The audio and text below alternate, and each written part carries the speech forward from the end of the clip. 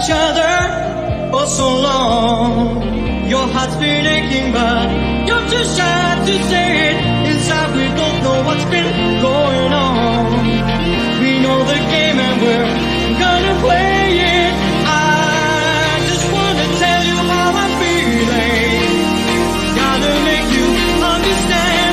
Never gonna give you up, never gonna let you down, never gonna run around and desert you, never gonna make you cry, never gonna say goodbye, never gonna tell a lie and hurt you, never gonna give you up, never gonna let you down, never gonna run around and desert you, never gonna make you cry, never gonna say goodbye, never gonna tell a lie and hurt you, never gonna give you up, never gonna let you down, never gonna run around and desert you, never gonna make you cry, never gonna say goodbye, never gonna tell a lie and hurt you.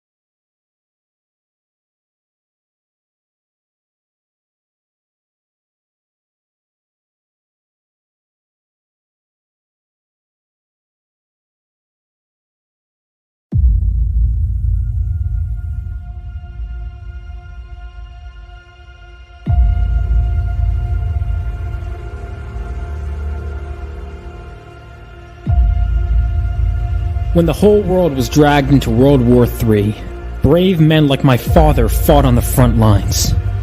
And they weren't alone. That was 20 years ago. Now it's up to us to carry on their legacy.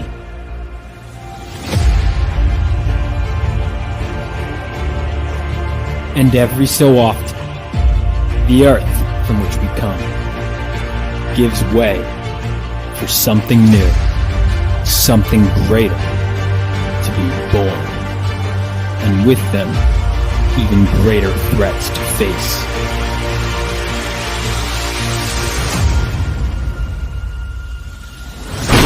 Bring it on!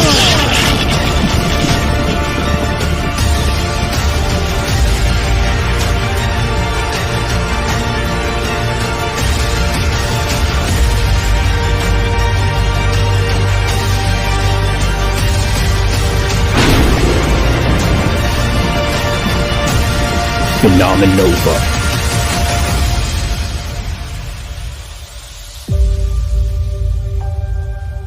For you, Dad. For you.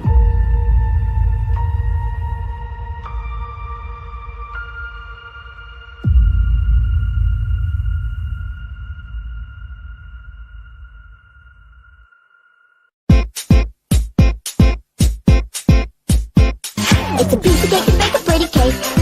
If the way is hazy, you gotta do the cooking by the book. You know you can't be lazy. Never use a messy recipe. The cake will end up crazy. If you do the cooking by the book, then you'll have a Break it down, bitch. Let me see you back it up. Drop that ass down, load it, pick that motherfucker up. Break it down, bitch. Let me see you back it up. Drop that ass down, load it, pick that motherfucker up. Now back that pussy, she's a motherfucker. Hey, back that pussy, she's a motherfucker. Now back that pussy, she's a motherfucker. Hey, back that pussy, she's a motherfucker. It's a piece of cake to bake a pretty cake. What? If the way is hazy, you gotta do the cooking by the book. What? You know you can't be lazy. Yeah. Never use a messy recipe. What? The cake will end up crazy. Yeah. If you do the cooking by the book, then you'll have a Rub that shit, it's yours, bitch. Grab it, dick, it's yours, bitch. Rub that shit, it's yours, bitch. Grab it, dick, it's yours, bitch. Turn around, bitch. Put that ass on a nigga. Grind on the dick, make it get a little better. Turn around, bitch. Put that ass on a nigga. Grind on the dick, get take out his finger. You gotta do the cooking by the book. Yeah.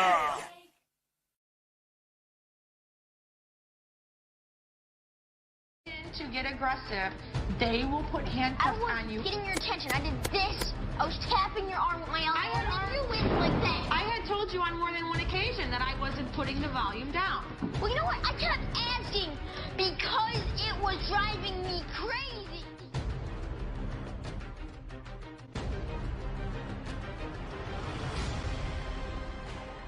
When the teacher says something, she's the boss of you and you Shut up! Give me a turn to speak! Fine, see? You do that to me! How's it feel?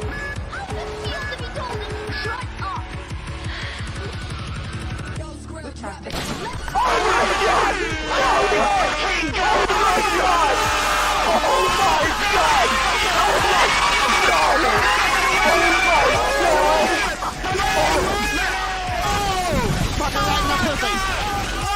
Are you recording, Crickshaw?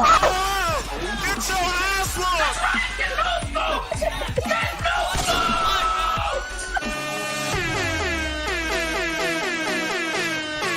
Someone says, what's the future?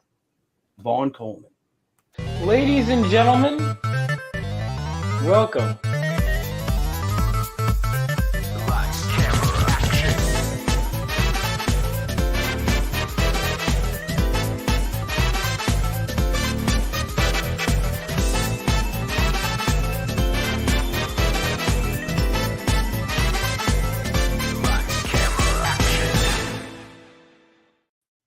What's going on, ladies and gentlemen? It's me, Vaughn Coleman, and this is the After Party. Unfortunately, unlike other parties I host, no one has shown up. So I guess it's just me. That's okay. So for those that don't know, let me go ahead and Jay Diabolical Soul Studios and I, we were neck and neck for subscribers, and there was at one point where I was bigger than him.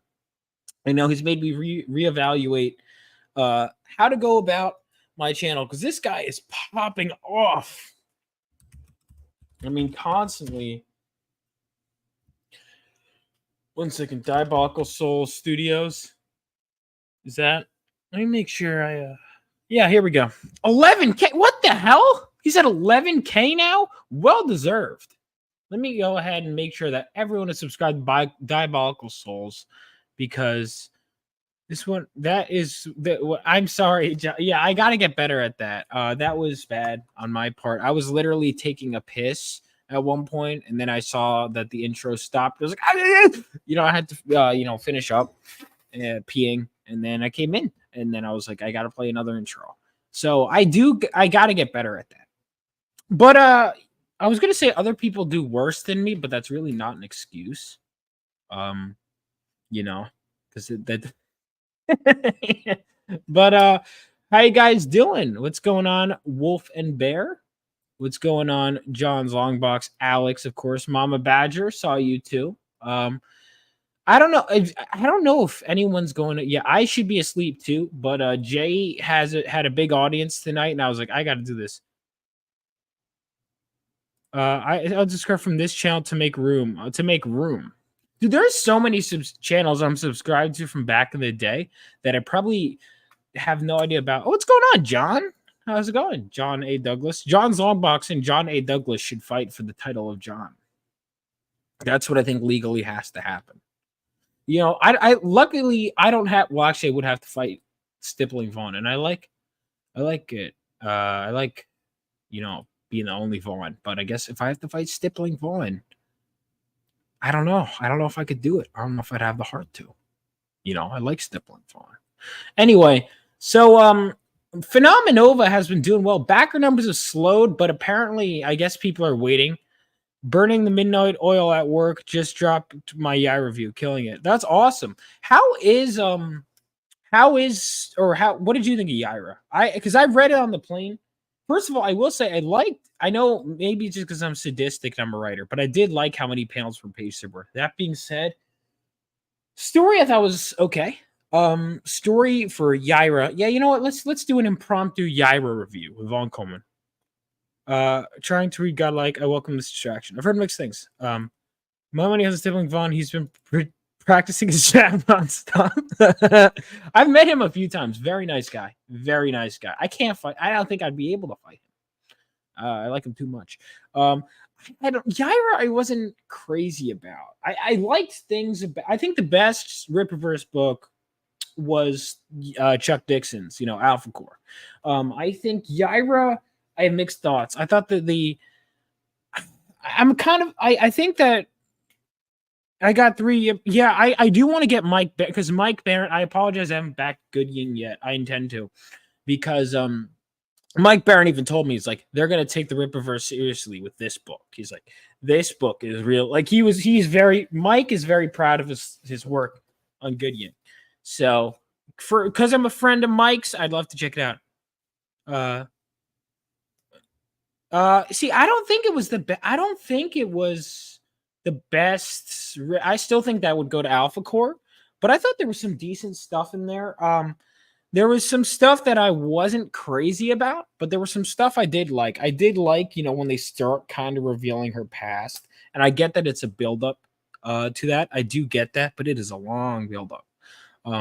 But I did, and I think this is a tough balance to walk, is making sure, and there's many ways to do it, right? But making sure you know enough about the character to care about them early, but want more, right? So, for example, Phenomenova, there's a lot of stuff that in this first issue that are going to be hints you want that you're not going to get right away, but you will want it. Reverse books are like the white bread of comics, completely unsatisfying, but it's competently structured. That's an interesting way of. It depends on the book. I would say it depends on I think. Yeah, I've had to read one that's blown my mind, but to be honest, Vaughn, I know Jay's massacred and subs that you got him beaten gayness. Well, that's what I was going for. A little, but not everything. Say something for the future. That's the case, but I think when we're this many books in, I would like to know more personally. I do think that you want to be careful about mystery box storytelling. Maybe I'm just biased because I've been burned by it in the past, Star Wars. But I do think, but sometimes it pays off. I mean, listen, man, how long did we wait for Mr. Sinister to appear? He's mentioned in Mutant Massacre, and you don't see him until 221. He appears in one issue and then he fucks off for another 10 to 20 issues. And then Inferno happens and you still don't learn his origin. Now, but I care. So it does depend. I think it's tougher to trust a newer creator too. For example, Claremont, kind of earned his way to that, if that makes sense. I have long-running mysteries for mine too. There's no exact science. I'd love to pretend like there is an exact science. There is in certain areas of storytelling. But Yaira, I think, is a mixed bag. But I'm glad I read it.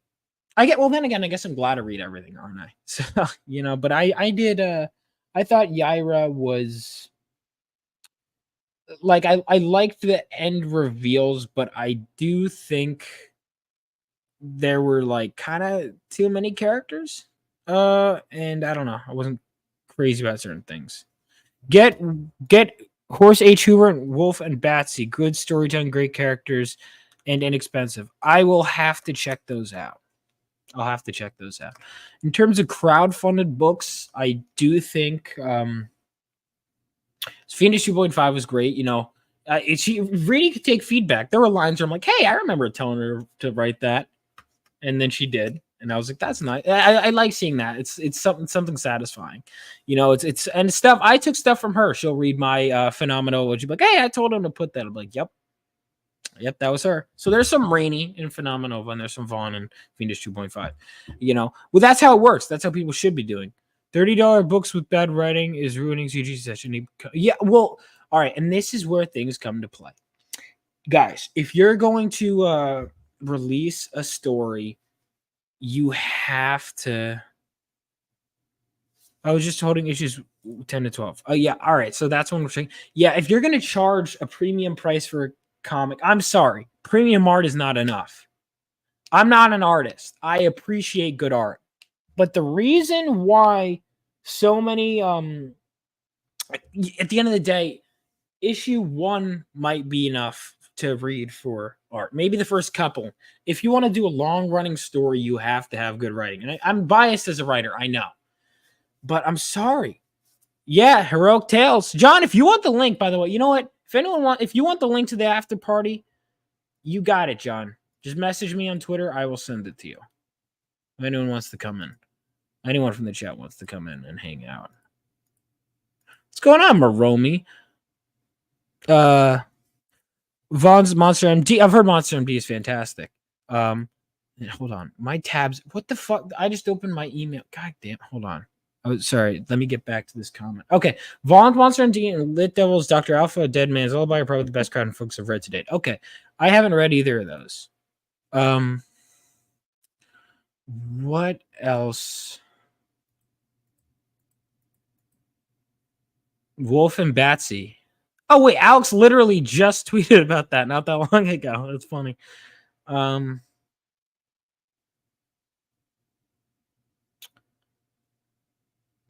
right. So what was I going to say? Yeah, I gotta. Well, there's a lot of stuff I want to check out. That's the thing I will say is sometimes, I will say people crowdfunds. They're part of the reason I was very protective with this script is I wanted to make sure people loved it. And Earthbound, Earthbound is amazing. I've heard really good things about Earthbound by Narwhal. I want to read more of Narwhal's stuff because I thought A Hotel Story was amazing. People said Narwhal is the best writer, and I could see it. I mean, even just Hotel Story was fantastic. So well paced, so well done. I think Rini's going up there with Fiendish. I think is fantastic. I think she's grown so much as a writer. Lost Pages 3 I thought was very good. This Phenomenova book is pretty good. It's pretty good. I'm a big fan of it. Oh, I should send some of my stuff to John because John knows his electrician stuff. I should really send my Phenomenova to John's Longbox to take a look at. And be like, this isn't accurate, which is I need. There's fantasy elements, but I would like that stuff. Foreign Agents. Yeah, okay. So Narwhal's best stuff was what? Foreign Agent, Fiendish, Wraith of God. I need to, and Rock and Roll Ninja are the best nurse seen so far. Okay, Wraith of God. I have heard unanimously. Yeah, so far my favorite is Fiendish, but Wraith of God, Bronze Star was fantastic. Fantastic. The new Nexus was real. Like I laughed out loud. The new Nexus. You are an electrician too? If you were an electrician, that's crazy because I was talking to John's long box. If both Johns are electricians, that is insane. By the way, if you want the link, other John, you're more than welcome. Don't mean to call you other John. Just slow down. Oh man. Yeah, I read Bronze. I was with Pat Broderick, and I finally, because I missed the campaign, I finally got it. Phil, if you want the link, you know what? I'll just put it in the chat. Why not? Come in, fuckers. Oh, wait. No, you know what? You guys actually ask me. Just ask, and I'll send it. Oh, okay. Gotcha. See, here's the thing. I'm not even a fan of any of. I don't share any of Rini's influences, and I still really liked it. John, how you doing, man? Pretty good. Pretty good. How are you? I saw that. First of all, that was a great little thing on Twitter. Just out of nowhere, just see on my feed, you're in the stretcher, like the picture. How you feeling? You feeling good? Yeah, good. I'm not in pain. For those of you who don't know, I broke my neck in a car wreck, and I just got to wear this uncomfortable piece of plastic for 2 months, And no, this is not a bib. It's just that this thing is irritating my chest. So I just wanted to put something to it's just uncomfortable. I'm ready to start biting people. I'm getting, I'm trying to stay in a good mood, but I want to rip people's faces off. So what is this after party for? What? I've been reading comics all day. So that's good. So yeah, X-Men 97. There's a show that we review each episode on Diabolical Souls channel, and he's been getting a huge audience. He's someone definitely to get in touch with. He does mostly animation now, but he's a big comic book guy. Cool. Yeah, you know what? Fuck it, I'll put the link in the chat. Why not? Thank you, anyone John. from the chat, if you guys want to come in, more than welcome to. So we were reviewing, episode 7 of the show. By the way, X-Men 97, great show. Actually done by a comic book fan, and you could feel it.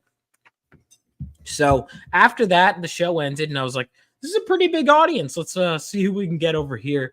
And that's kind of where it came from. So that's what this is an after party for. So yeah, I didn't know what to call the stream. But how are we doing with Heroic Tales? Let me go ahead and pull up your book. I'm on Fund My Comic with the Pat Broderick cover, and then I went to Kickstarter with the Michael T. Gilbert cover. The Kickstarter's not really knocking the world. Dude, I'm having trouble with it too. I think I need to learn the algorithm. The algorithm is the problem. But here's the thing. These are good mistakes to keep in mind for the next one, right? Yeah, I think the next one I'm only going to do Fund My Comic and just do everything. Because now I feel really bad because, that Michael T. Gilbert cover is not really being seen by too many people. I think, all the people that are interested, they I got Fund My Comic, so they don't need to. I mean, I got Heroic Tales, so they don't need to. You know what I recommend you do is, are you in any of those indie comics Facebook groups? Yeah, this is what I learned. Join. I've been joining all of them, and I've been posting in like all of them every day. And here's the thing: I'm not getting a lot of backers, but the thing is, people have to see it multiple times. Yeah, I joined 3 today, and I got 3 sales today. So yeah, keep doing that.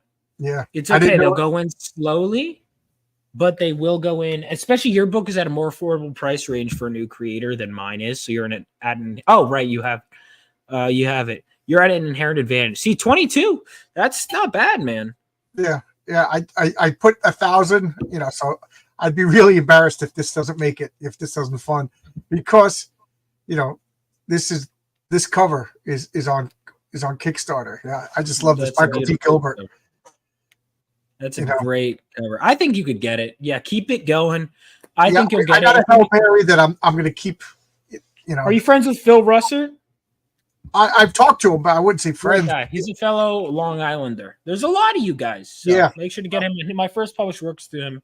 Great guy. But hold on, let me bring in my next guest, and then we'll keep talking comics. Sure. Music make you lose control. Music make you lose control.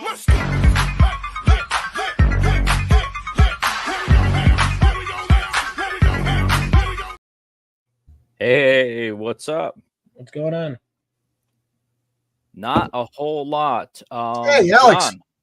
John, talk to you all the time, and I don't think we've ever actually been on a panel together. No, this is the first time, man. Good to talk to you. Yeah, absolutely. I'm super glad to see that you're doing okay. Thank you. Yeah, everybody has been super nice. Everybody has been helpful. You know, my real, well, everybody's my real life friends, but I mean like my friends that I see in person, they've been going out of their way to help me. I actually like ashamed, you know, my friend sent me like $200 worth of like gourmet foods and stuff.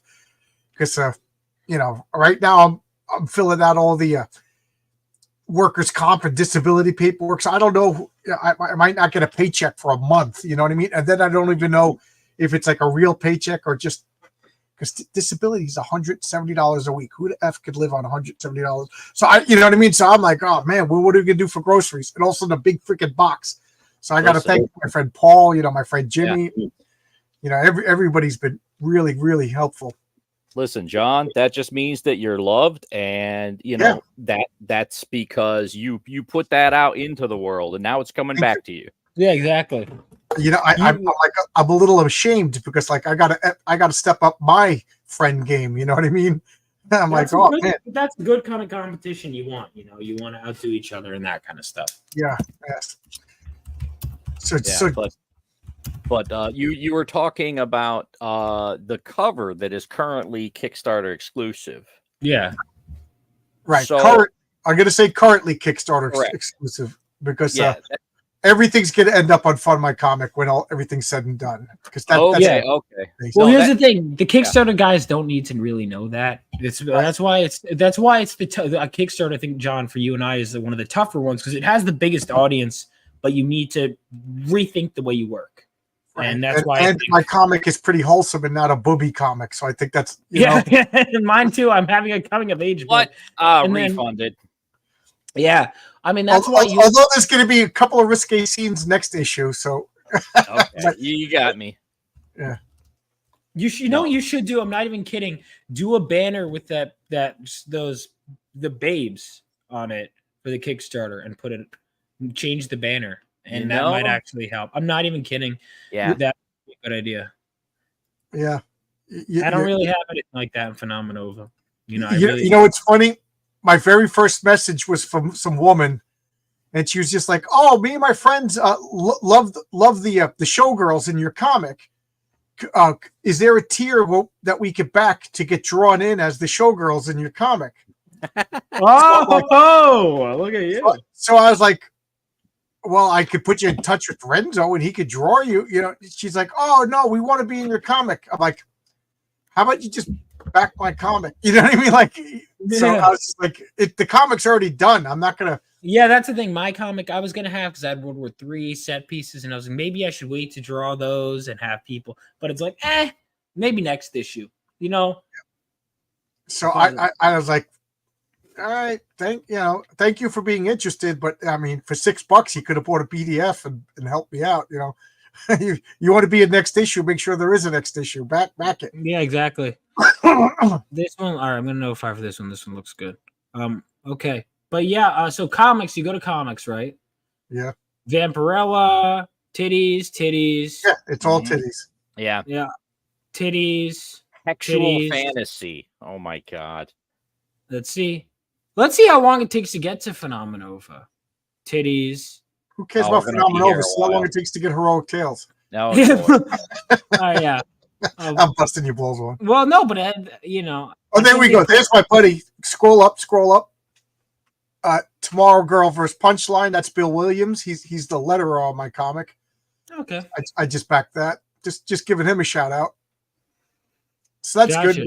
We saw one guy that we know, but yeah, I don't recognize.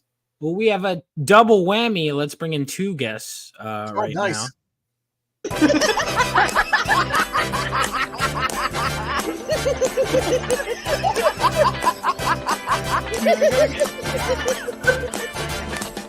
It's not unusual to be loved by anyone.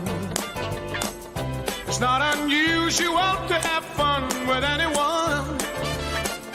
But when I see you hanging about with anyone. What's going on, Zach? Yeah, I totally missed that video.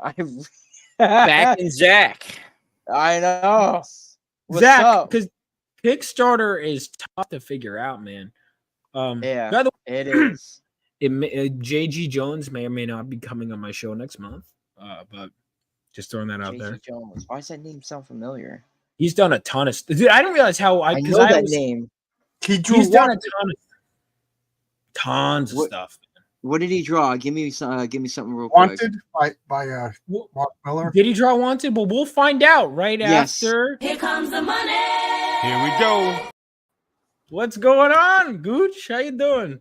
What's up? What's up? J.G. Jones. I don't know. So here's the Marvel art of J.G. Jones. Is that Johnny? Is that Johnny up there? What's up, Johnny? How you feeling? Oh, me? I'm fine. Thank you for asking. I'm more. Yeah. Oh, that's right. You got hit. Yeah. Damn. Was it your You're fault? okay though? What I think happened was I was coming home from work and I think it was just like heat stroke because I didn't feel right the whole drive home. I only drove to work because my buddy was giving me an air conditioner. Normally I take the train home, but the whole way home I was like, I don't feel right. And then all of a sudden, I started to get tunnel vision. I got off the Long Island Expressway, and as I was getting onto the exit, all of a sudden it just passed out, hit a tree, Wow. So I was totaled, I woke up just in time to turn the car a little bit so I didn't go head on into the tree. I kind of, you know what I mean? But God bless you, bro. Your life is saved. I'm glad you're God okay, wanted man. you. God wanted you to live again. Yeah, the airbag saved my life, 100%. Airbag saved my life. Did you see God for a second? Be like, hey, listen, man, do better. I was to take your shirt off. My skin is as purple as that J.G. Jones box. Oh, dude. I'm just a giant bruise. My wife helps me in the shower because she's afraid I'm going to fall, and she just cries because I'm all. First off, because she's seeing me naked. Second, because I'm all purple. I love you, John. That's funny. Yeah, John's very funny. I'm glad you're with us, John. Thanks, Gooch. Thanks. And it's good to kind of meet you again, Zach. I don't know if I count the first time we met as actually meeting. Yeah, Zach, do you remember meeting John's Armbox? Yeah, this is the third time I've officially talked to him. No, but do you remember meeting him in person? Yeah. Because it didn't. Where were we? No, where were we? Were at Garden we, State. Okay, you do remember. You were conscious? You walked up and you had a bag of Doritos in your hand. So, Jay, have you seen the pictures of Zach from Garden State Comic Fest this year? Yes. What did you think? I don't know if it was as good as last year. Last year was hard to top. But I just said that's my boy. I think he might have been even less coherent this year, actually. He was coherent last year. He just had his head. Well, he got bad news, Vaughn. Oh shit, it's Alex. What's up, bro? He's been here the whole time, Zach. What's up, Alex? Not a whole How lot. you doing, Sammy? How's it been? Everyone else gets a fucking video. You can't even say hello. I gave you guys joined at the same time, so I gave you both one. He didn't say hello to you, Sammy? No, he didn't say hello at all. I didn't? Dirtbag. What a dirtbag. I did mean to. Sammy, you know terrible host. Time out of my day to help my buddy out. Yeah. you guys mean the world. That X-Men 90, that show was really good, man. Yeah, dude. I was because I think we were all in the same camp of here we go. And then X-Men 97 was made. The audacity to hire an actual comic book fan to make a comic book show. Can you believe Disney? Therefore, he needs to be fired immediately. And they're seething. They're seething about it. They're like, therefore, he needs to be fired immediately. Because God forbid he didn't do anything. So the whole season is over? Yeah. I haven't watched the whole season. And the whole season was good? Because I was waiting for the shoe to drop, so I didn't watch it. No, it's John. It's incredible writing. You're gonna like it.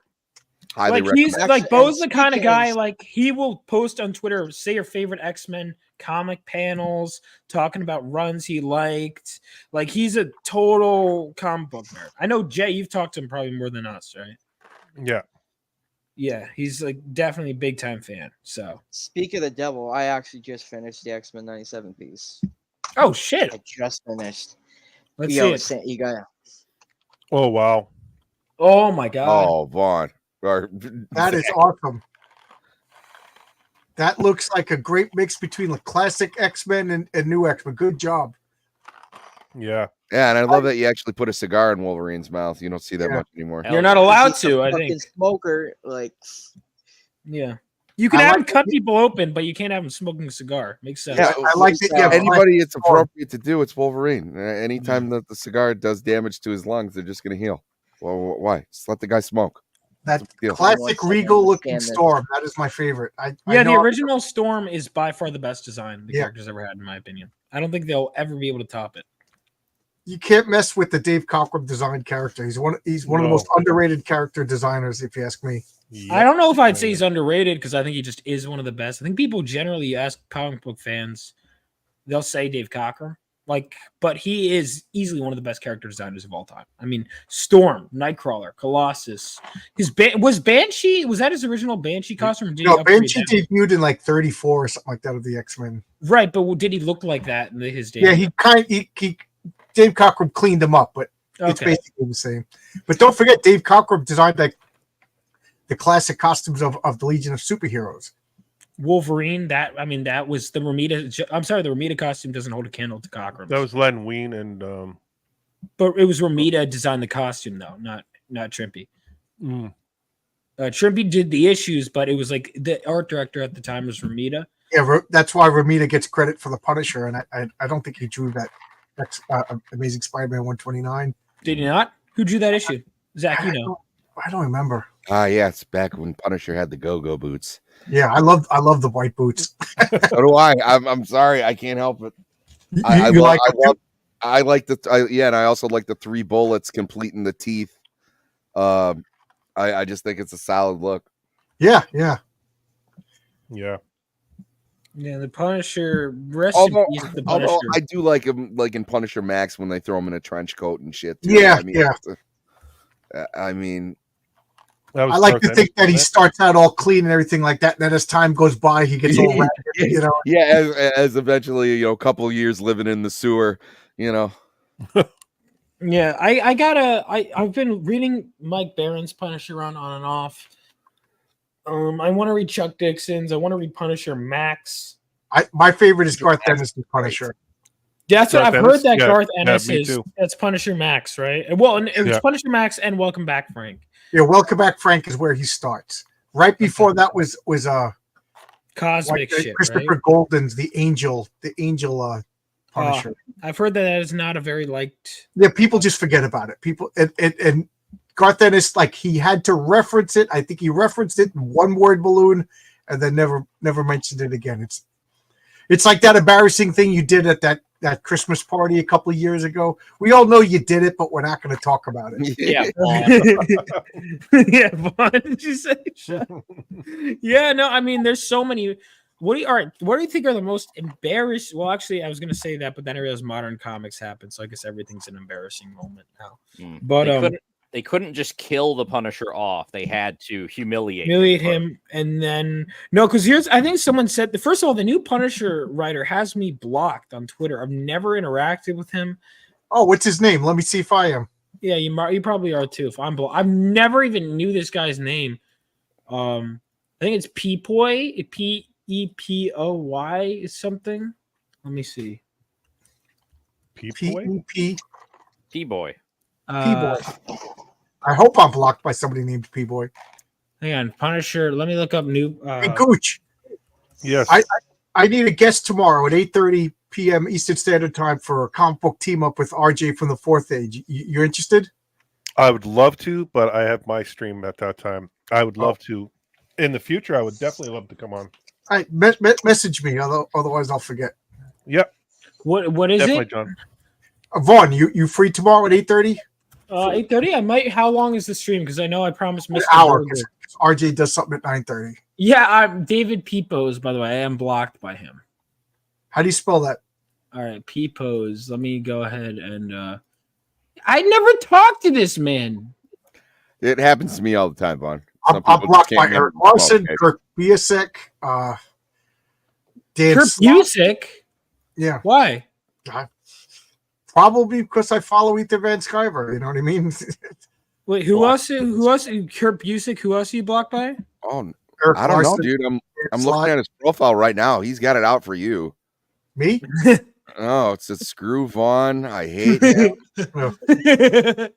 What Got a a picture dick. of him, daggers through it. Yeah. He's got your face on a dartboard with like the eyes carved out, and Oh man, that's the typical reaction to people seeing me. How do you spell it? It's P-E-P-O-S. It's P-posed. It's a P-E-P-O-S-E-D.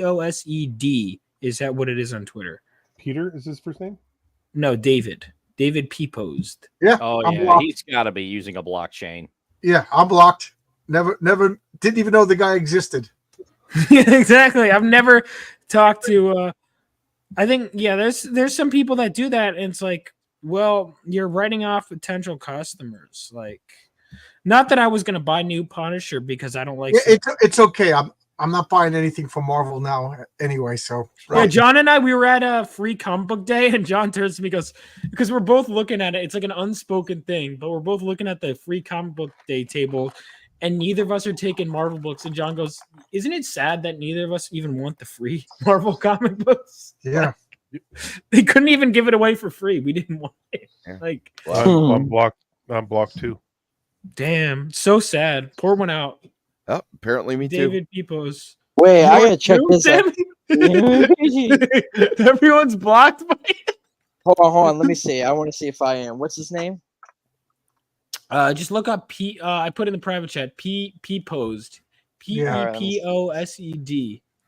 Posed D, like Posed David. Oh, that's what it is. Posed David. Okay. Listen, man. I wish him the best in ruining one of the coolest characters ever, I guess. I'm not blocked.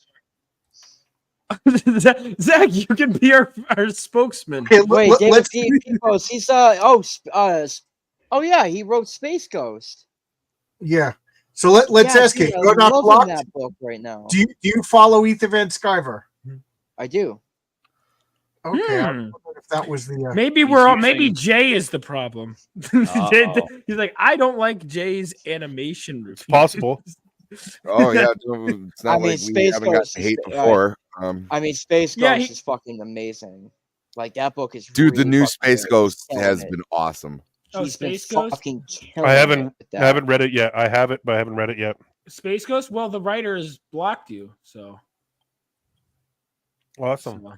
So, blocking customers. Good business. Yeah. I wonder why. I actually scratched that. I heard Space Ghost was shit. I'm not CG, so I don't know why he would block me. So I'm not. I try to avoid that stuff like the plague.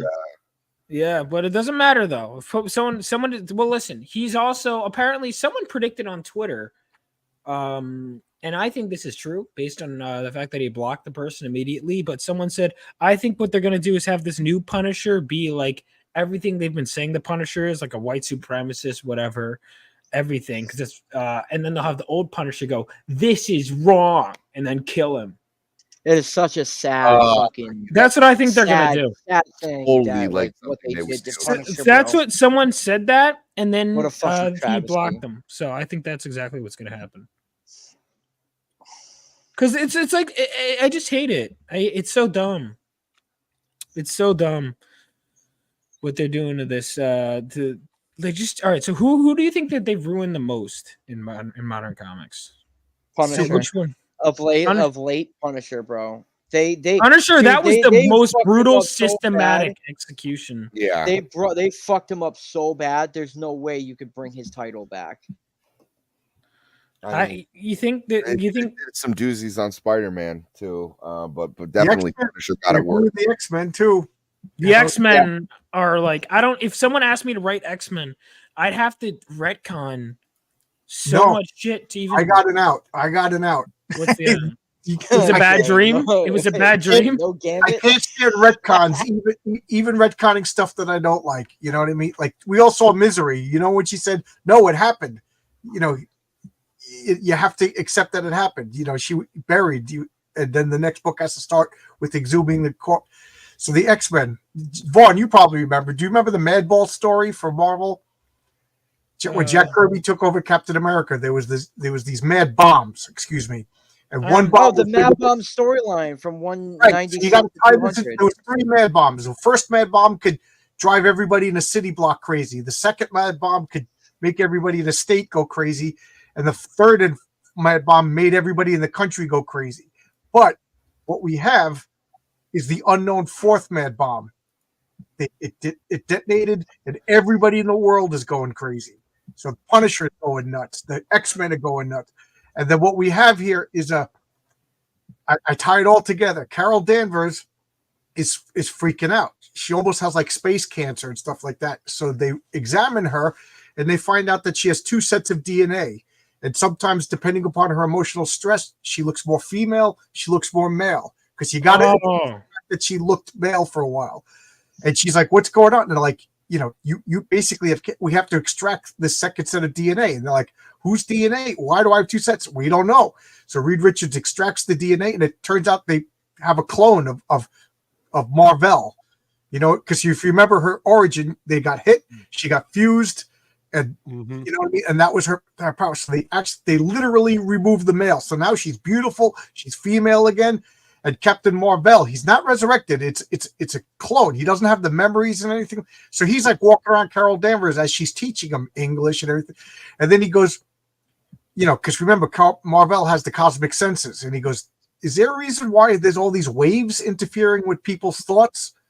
And they're like, what are you talking about? He goes, there's these waves. And he falls, and they find the 4th Mad Bomb. They disconnect it and blow it up or whatever. And then everybody in Marvel Universe is like, have we been acting weird for the past couple of years? That's perfect. Yeah. It's kind of like, yeah, we were like mutant supremacists. And Punisher was just like, yeah, I did. And Punisher's wife was like, I love you, Frank. I don't know what, and Reed Richards, why he was being a bad father, Spider-Man and Mary Jane are like, weren't we married? This whole everything. It explains it all. And now what do they got to do? Then like Captain America's like, I told everybody I was a Nazi. I was never a Nazi. This is all. What storyline is this? This is my. John would explain all the bullshit they've been doing. It's just going to be called John Fixes. So this is like a what if, if you had a way. No, this would be canon. And then John, you're in charge. The Hulk was like, I was fine. Yeah, the Hulk was like, I gotta be honest with you, dude. That actually, they spend like a couple of years repairing their reputations. The X-Men are just like, we got to stop. They have to double down on all the good things that made them good. That would be perfect. Yeah. Oh my God, John, this is perfect. As a bonus, we got a female, beautiful Carol Danvers again, and we got Captain Marvel, but he's not resurrected because nobody gets resurrected in my world. There you go. You're a genius.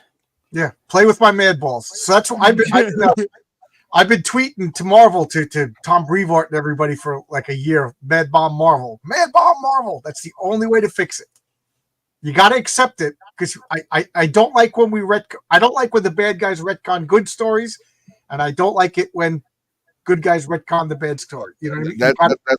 That's been DC's problem for years now. Yes, dude, absolutely. Do we need a crisis event when we actually talk about comic books. Oh my God! Doomsday Clock was fucking perfect. You want to clean it up every 10 years or so? Be my guest. You can't be doing it every single year now. Like, no, don't even clean it up every 10 years. Even every 10 years is too much. Because it just teaches me nothing matters. That's why I never read current DC, because I'm like, what's the point? Yeah. Green Lantern died again. Okay, so in 8 years he's going to be back. Who cares? Yeah. I'll be honest, I'm not that big a fan of evergreen characters in general. I can understand that. That's why manga's kicking ass, because it stakes. When I don't know, when Phil Moskowitz dies and everybody's favorite anime character, you're like, oh my God. I love that character. Well, it depends on the anime, because it was like, I mean, Goku dies willy-nilly. Oh.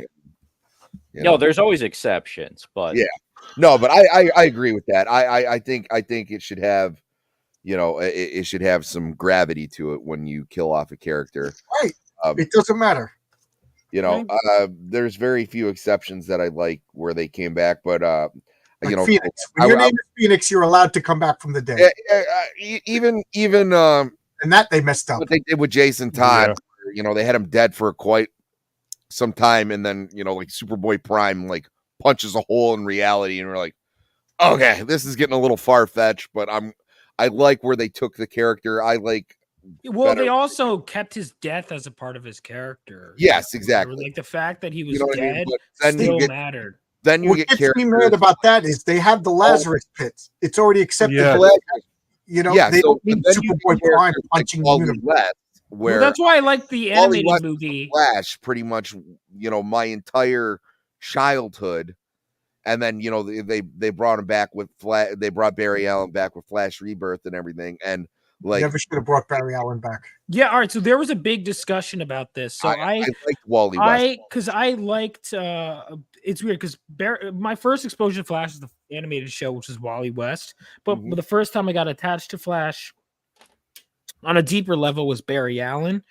But I'm curious because I wanted to just read Barry when I first got into comics. But now it's interesting because I'm kind of hearing more of why people like Wally better. So why do you guys like Wally better?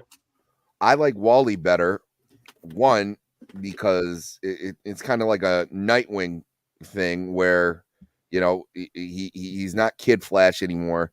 He picks up his uncle's, mantle, and he's always holding how Barry Allen was as like his guiding light. He has something to strive to live up to. He has a legacy that he wants to maintain. And then it was like when you bring Barry Allen back, he's in this weird limbo now where it was like, oh no, he's the Flash. He's still the there's Flash. no point to me anymore. Yeah, exactly. And it was like, and there's literally storylines where like people are like, oh, I forgot you, like, and it's kind of like disrespectful to this, who also is a legacy character. I mean, he was Kid Flash he gets skipped over. He's now like the Fredo of the Flash family when really he's probably the most powerful speedster there is. Fredo, I love it. I was skipped over. Yeah. I'm yelling. I'm smart. Yeah, I'm smart. I could do things. They never should have brought back her. Dude, somebody make a meme of that right now, bro. That's Well, actually you've seen The fucking perfect. Godfather, right, Zach? Yeah. Make a meme of that. Like Barry Allen, I'm smart. Because that's the thing. I was like, I don't think they know what the hell to do with Wally now. They don't. Because he can't be a teenage sidekick, right? He's too old. No, he's married. He's got 2 kids. So they're like, shit. He was a full-on Justice League member. I was like all throughout my, like as I said, entire childhood. So like when I first started reading comic books, it was just around like the Return of Superman arc. So Coast City blew up. Hal Jordan lost his mind. They introduced That was terrible. So I'm getting all these Emerald new Twilight. characters. What? I like Emerald Twilight. John, do you like Emerald Twilight? They irreversibly ruined Hal Jordan. Once you kill a city, is anybody going to buy a comic book with the reformed Osama bin Laden? I think Hal Jordan didn't blow it up. Cyborg Superman blew it up. Well, but he did kill an entire Atlantic Corps. Parallax. Oh yeah, well yeah, no, he did kind of kill. He did irredeemable shit. Yeah. That Oh, part that's another thing that bothers me too. Everyone has a redemption arc. Like even the Boys is trying to do. Like I fucking hate the Boys. Like they're trying to do this shit where every villain has a redemption arc because it's just trying to get this whole idea of everyone's really a good person if you think about it. And it's like no, actually, sometimes people just suck. Yeah, I do like that though. And they kind of get back to it. We were talking about Barry Allen during the Blackest Night event where it was like Batman sees or actually was it Blackest Night? It was when Bruce Wayne sees Hal Jordan again for the first time and he's kind of like, hey, I'm back, and Batman just punches him in the face. Yeah. I was like, all right, that was worth it. Yeah. That was I love Green Lantern Rebirth. I get, but to be fair, I also didn't read the Parallax stuff, but I know that people who read that, I mean, there's a reason that story resonated is because, right, like Well, Parallax. Jeff Johns did something amazing with it, Yeah. where he took like the yellow impurity, and then he gave like the emotional spectrum. It was something that we weren't seeing anymore. Before it was like, and now like it's just starting to degenerate into this crazy thing. I think right now in the comics, there's like the sad Lantern because like Star Sapphire broke up with this. Carol Ferris as Star Sapphire, like she wanted to get over Hal Jordan, and then she realized that she loved Hal Jordan. She left him, and then like a new ring came up to this poor like cuck dude who was gonna marry Carol Ferris, and was like, "You've shown the great ability to be like really sad and pathetic. Wow. Here's a ring." It was just like modern comics. Here we go. Best fucking Green Lanterns ever was Jon Stewart and Kyle Rayner. I Can't love fucking Kyle help Rayner these so films, dude. much. They're so Just- fucking great. Just because he was a comic book artist who had the ring, and Right. all of the constructs were amazing. And Jon Stewart was an architect, so I liked Yeah. the way and The he was one he I was a didn't conservative black guy. like Oh at my all, God. and I don't understand why he's going to be the first representative in the James Gunn one, is why the fuck are you starting out with Guy Gardner? Hang on. Wait, he was a conservative, John? Yeah, he's a Jon conservative. Stewart? He's a conservative Marine, patriotic Yeah, Marine. architect. You know what I mean? He was a Because real. I knew Hal was a conservative. I knew he Right. was a Marine, but I didn't know because I know the reason I was surprised because I know Danny O'Neill and Neil Adams created him. Yeah, well, back then people could create things that were Different from their own views, I guess. No. Yeah. It was like everything didn't have to be a fucking self-insert. Yeah. Who would create a? Yeah, who the hell makes self-inserts? Only jackasses, right? Yeah, what an asshole would do that. Here's the thing. You don't have to do it, but I'm saying like every. Well, yeah, no, that's what I'm saying. You get if Side of the every aisle, character that's what they has do. to be your views. It's like that's why I like Hal and Ollie is they get along, right? And they yell at each other, but they get along. They're friends. And they also forget that those hard traveling heroes didn't sell well, and they quickly went back to the regular status quo. But in retrospect, we're like, you see, they were great, But how long did the hard traveling hero storyline last? 6 months, 7 months, 8 months? Oh, is that true? Because Yeah. I have the thing. I didn't know that it didn't last that long. Right, they brought it back because people don't want politics. They don't want Superman and Green Lantern arguing. They get that at the dinner table at home. That's true, yeah. Because And that black guy that was just like, what have you ever done to the black skins? If I was Green Lantern, I would lean in his face and like, I saved your effing planet. I've saved your planet from gigantic starfish, from black holes that are going to consume the world. And I'm sorry I didn't come down here and clean up the crack streets, but that's what Batman's for. I'm in space solving problems you don't even know about. I'm sorry, that's like a proto woke scene. Like, I'm sorry, I love Danny hate that O'Neill, scene. but that scene is so because to me it's like someone asked me like, "What do you think of this, Vaughn?" Comics are always woke, and I'm like, there have always been bad scenes in comics. I'm sorry, I don't think that's a good scene based on what I've seen because he's like that's supposed to be an own where he's like I can't, and it's like what do you? I would just the first thing I'd say is like I'm the fucking guardian of this space sector. If someone got murdered on my block, right? On my street, on any street, I wouldn't expect Green Lantern to solve the fucking problem. Yeah, well, what have you been? Yeah, what have you been doing, buddy? I've been in space solving problems. Yeah, I stopped the robot invasion. I Exactly. Yeah, did you hear about when the white Martians were coming over? It was like last weekend. No, the fuck you didn't. No, because you I'm know, doing my you know job. why? Because I stopped it. You know what else I stopped? I stopped Exactly. the Sun Eater. I also stopped I stopped Mongo. I stopped, Starro. I did all these things. You're welcome. Yeah. Cool. Exactly. You got a guy selling crap in your neighborhood, call Batman. Yeah, call Batman, call the police, call Dale A saying Daniel was a better editor than writer. That's interesting because I agree with that. I agree 100%. with that 100%. Really? Yep. You guys think that? Because Oh, I haven't read sure. enough of Denny O'Neill's writing to be fair, but I mean, obviously his Frank Miller's Daredevil run, the Batman stuff he did with Chuck Dixon, Graham Nolan. Yeah.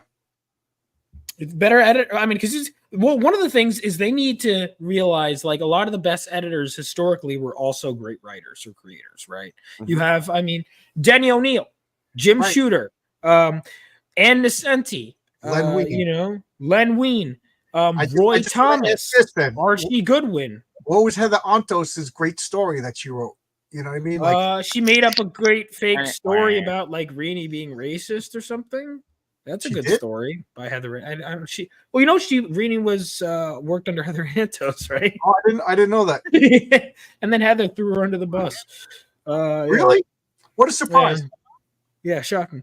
No, but that was Heather's great story. I did a video on I went to Heather Antos. I met her at a comic convention. I bought a collection of her comics, just because I talked to her. I bought her comics, and then I invited her on my channel. She was really nice, but then again, what are you going to do in person? And I did a video about her comics. So if anybody goes to John's Longbox, looks up Heather Antos, these comics are absolute garbage. Like, I try not to be negative, but I will do negative videos if they prove a point. But these comics are legit garbage. They got Picard studying in the academy with old books.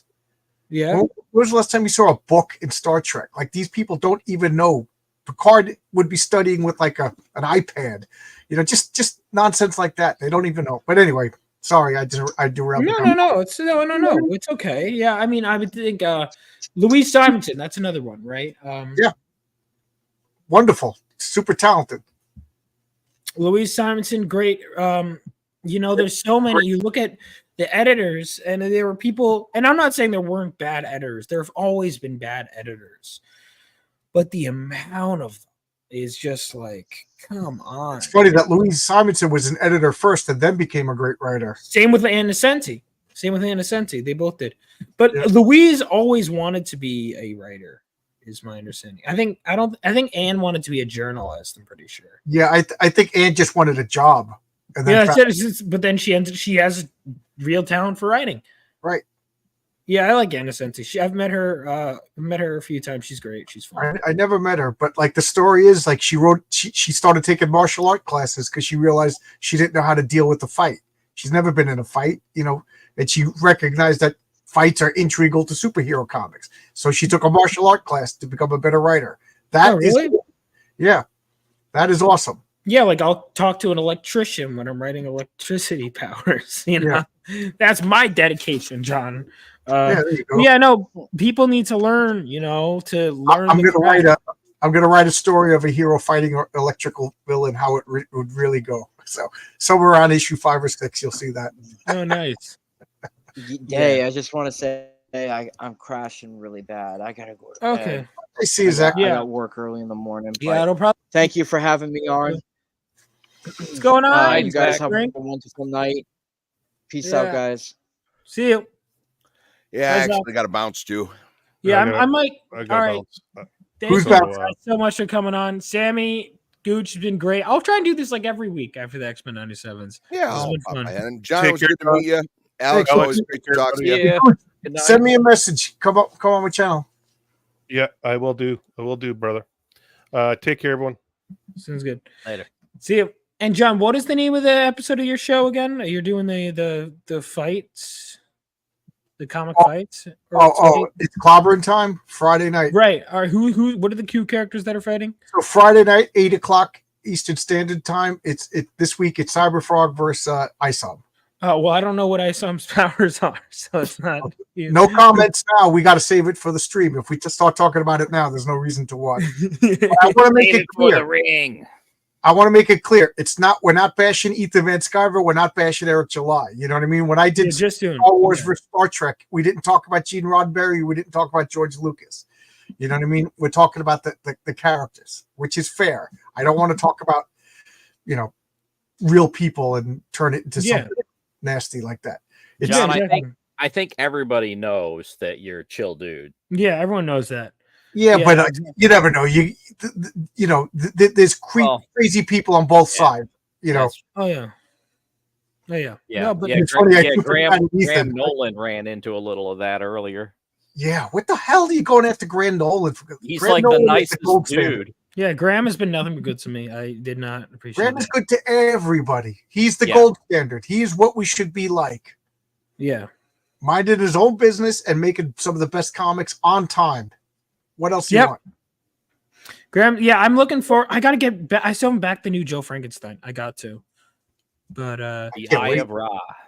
yeah, the Eye of Ra. That's who Anthony. Because I was talking to him. I was like, oh, you don't have enough time to draw. He's like, what? And a couple books a year isn't good enough. He's like, yeah, no, Graham's great. Let's see, what was I gonna say? Okay, wait, but you mentioned there was a stream tomorrow. You had, John, right? Oh yeah, comic book team up at 8:30. It's RJ from the Fourth Age and myself.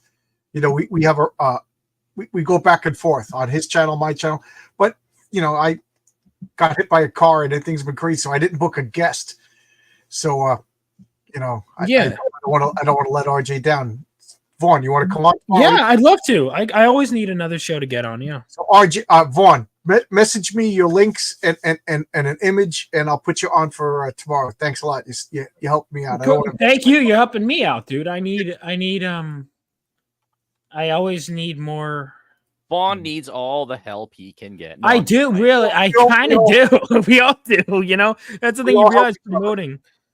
Dude, the numbers are slowed down, but I also do think, like, to be fair, I'm trying to get as many as I can before, but I know most people, myself included, tend not to back first-time creators. You know, most people don't. Who's helping Allie?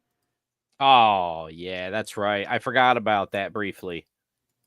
Hashtag justice for Allie. Hashtag gatekept. I didn't do any. All right, so these guys are spreading false. Allie's a sweetheart. She's a friend of mine. So Allie Sanguis. Okay, yeah, okay. That's what I thought you were talking about. She rules. I love her. She's funny. Yeah, so she made up this fake news media, aka Allie. Hilarious. Oh wait, by the way, I want to say, speaking of that, dude, I swear to God, this is totally real. My artist was drawing a panel, and my news station in my script was Sunnyside News, and then my artist I got art back, and it's just the news station in Phenomenova is NPC News. So he said they wrote that, and I was like, that's too funny not to include. So NPC News is the official news network. I love it. That's pretty funny. I wish I thought of it, man. I wish I did too. My editor just lost, because my editor thought it was so funny, and I'm like, I got it. I lost my shit when I saw that art come in, because I have never talked to my artist about anything like that. It's fun giving Vaughn the business. I know. Join is alive. Oh, John. Yeah, John is alive. Dave Brinks. Oh, by the way, Perfect 10. I got to read American Bliss too. I got to read more of Dave Brinks stuff. I love Genuine Comics. Genuine Comics. Until my comic comes out, Genuine Comics is my favorite. Yeah, you said that, and I'm like, he stole my tweet. I was thinking the same thing. It's like, until my superhero comic comes out, Perfect 10. Perfect 10 is like, and I'm not saying this, you know, to just because he's here. Perfect 10 is one of my. I can't believe when we were listing off favorites earlier, I can't believe I didn't say Perfect 10. Fiendish and Perfect 10 are probably my top two favorites. Perfect 10. This is gonna sound mean, but I think Dave knows that a European is doing American comics better than most Americans. God damn it, Dave. And I told, you know what, on the 4th of July, I was like, Dave, you're an honorary American today. Right. And, you know, but it's like, he's doing it better, which granted, we set the bar very low here in America in recent years. But yeah. You know, are we getting negative yet? Oh, we were already just shitting on how we needed a Mad Bond to save the Marvel Universe. You know? This is the worst CG comic I've ever read. Godlike. I have heard things like that. It's for a guy that's talking crap about writers all the time. It's just terrible. Yeah. The art is nice, but it's Isom quality writing. It's just. Yeah, Isom I wasn't crazy about either. But yeah, no, I did hear that. I haven't read it, so I'm not going to comment on it. But yeah, I've had people tell me that. Yeah. Listen. It's a shame, man. You don't need to shit on everybody else. But if you do, if people start throwing it back, you know. Yeah, I'm forcing myself to read it because what did I pay? $35 for this? $35. Well, how much is shipping? You know what I mean? Oh shit! Yeah, shipping. That's a lot. Fiendish is my favorite one though, and Perfect 10. Here's the thing. I'm gonna wake up tomorrow and there's gonna be an indie book that I didn't reference, and I'm going to want to slap someone. And that's Yeah, I know. There's always going to be something we forget. And that someone is going to be me that gets slapped because, okay, hold on. Oh, I still, you know what? I still have. All right. So, because if we're talking just indies in general, well, all right. Did you read Fantasima by Jimmy Palmiotti? Oh, I have it. I did not read it yet. I went through. If you could see this stack, I'll show. This is my 2 read piles right over here. This is all crowdfunding. This is just like old Marvel and DCs. So I went and pulled all the, because I would buy stuff, put it on top here, put my stuff. So Godlike and Phantasma, whatever, it was all the way down here. So I went and pulled it all up. Like right now, Fantasima is good on the top of my pile because everything's just. Oh, Bronze Star. Actually, I can't believe I didn't say Bronze Star. Bronze Star is one of my favorite ones too. Bronze Star, you'll read through it like that. It's so Mike Barron is just he's so good at being. I sent him my script for issue 2, Phenomenova. So I'm like, because you want to know if you're confident about a script, be like, all right, I'm gonna send it to Mike Barron for feedback, or a writer you respect. Like, you know, you want to send your script to someone who's gonna make you go, oh, I don't know if you're not that ready to have them read it, then you're not ready to send it out. You know, that's my mentality, right? Yeah. If you're asking people to pay for it, right? You know, make sure you're ready to have. Then if you have the balls to have someone to pay for your product, you have the balls to get critique from someone you can respect. Absolutely, and if they don't like it, accept the criticism with grace. Yeah, exactly. You know, that's what I mean? You know, Arvid. I'll give credit where it's due. Arvid Nelson, like just one page in my script, he goes. One of my earlier drafts, Phenomenova, he's like, back when it was Living Legends, like, yeah, the script's not going to work. You know, he's like, and he was like, and I was like, oh, I hope I took your criticism well. He goes, yeah, you took it very gracefully. He's like, I know I was harsh, but Arvid is a good guy. Like Arvid Nelson, you want to give your feedback to someone who can respect. Rini is another person who's very good with feedback. You know, we give each other like brutally honest feedback, and it's great. Phil's honest. Phil would message me for months on and be like, you know how to change the name of your comic. I'm like, I like Phenomenova. He's like, I don't like it. You know, that's funny. I sent my script to Brian Bow of Wolf and Batsy. You know, we became pretty good friends. And he just told me, he goes, this is world building, the comic, and it's all exposition, and you're just telling me everything rather than showing me. And I was like, yeah, you know, like it hurts. You're like, what do you mean you don't appreciate my genius? And then I pretty much threw that whole script away and started over from scratch. You know what I mean? So yeah, but that's and I don't want people to think I don't like John Malin or if I'm being personal, but this is world building and it's telling me everything. It's not showing me a damn thing. You know, I had a lot of people tell me this is the first time I've used the bookmark. I'm halfway through I don't know any of the characters' names. I don't know anything. They want to win a war. Okay, you know, I knew that from the cover, but other than that, what's going on? You know, and the first thing in the first line in ISA was 2 weeks ago, right? Remember, Ethan was going nuts because the first line in Godlike is 48 days ago. What's the difference? 48 days ago from when? Right. You know. So yeah, you gotta hang on. I hope because I think I just narrowly avoid that because I do like but the thing is, I'll make you uncomfortable. I'll change the subject. No, I don't care. That's because people yell at Vaughn and tell him to fix it, and he does. He listens. But you know, the big wigs in CG are always talking about writers, and writers are a dime a dozen. Well, you know. No, they're not. That's a line I hear a lot of around here, and it's like, listen, man.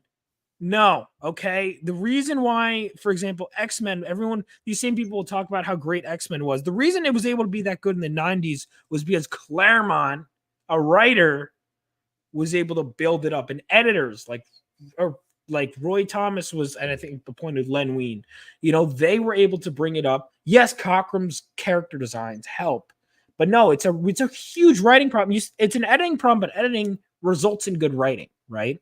So it's not just an editing problem; it's a writing problem too. You can't say you know what happened with the era where people thought writers were a dime a dozen? The 90s. Now, how many of those artists are remembered? A lot. How many of those are remembered for great writing? Right? A lot of those Image books. I'm sorry, are They're not terrible. remembered for their writing because there was a serious writing problem at that point in time. When I There look was. back at the 90s and I look at Image, I was like, tell my friends, these aren't good. You know, and I was getting shouted down. I'm like, these comics aren't good. Literally, I could remember, I'm talking about the early Image comics, was Gen 13 was one of the exceptions and had pretty good writing. And believe it or not, Pitt had good writing, you know, but other than that, like name Witchblade had good writing. I didn't read did good job. I didn't read Witchblade, but you know, but that was late 90s though, right? That yeah, was... I'm talking like once we got to like 97 or so, I think a lot of the, you know, those bad first starters of Image, I think they started realizing, because they started hiring Chuck Dixon and Keith Giffen to write their stuff. John, read Lost Pages 3, by the way. Sorry, didn't mean to interrupt. Oh, what's Lost Pages? Lost Pages. Bill's book. Bill's book. But yeah, 20. My comic has 20 years later, but it starts with the flashback of the war, and then you see this that just happened. That was 20 years ago. Is said like later on, because you need to. Yeah, you can't start with a flashback when there's you don't. It's the present until we say it's a flashback. You know, that's how you have to operate. Or I don't even say that was 20 years. I'm sorry. I've watched the trailer so many times that I forgot that's not what I say in the script. I don't say that was 20 years ago in my script. Oh my God, I've watched that trailer so many times that I'm forgetting my comic. Oh, Genuine Comics, he's right. Savage Dragon was awesome for the longest time. Oh, was it good? Oh, it was one of the comics I looked forward to, and then Eric Larson, something happened to his brain. He broke. Yeah, something weird. I wouldn't let Eric Larson watch people's children on TV. He's God, no. Master Swag King, by the way, if you want to come in, I could send you the link. I read indies and mainstream. They are about even. Well, define indie and mainstream, because I guess that's kind of true. Could you bring up Art and Times of Joy, Ryan? His comment. Yeah. Oh yeah. If you want to come in, let me know. Chicken and egg problem. You need good art to get people in the story. You have the best story if the art, pacing, visual storytelling is bad. The writing doesn't matter. That's true. I will say this: when it comes to comics, good art will get me to buy the comic, but good writing will keep me to buy the comic. Like that's true. Know, like, all right, so this is great art, but I'm not buying number 2. You know? Yeah. No, I'm in total agreement with that. I think that, like, for example, Witchblade, right? I got it because the comic. I don't care how hot the chick is. If I wasn't invested in the story, I wouldn't read. Yeah, every girl in comics is hot. You know what I mean? You got to have more than Michael Turner, baby. Michael Turner was a master.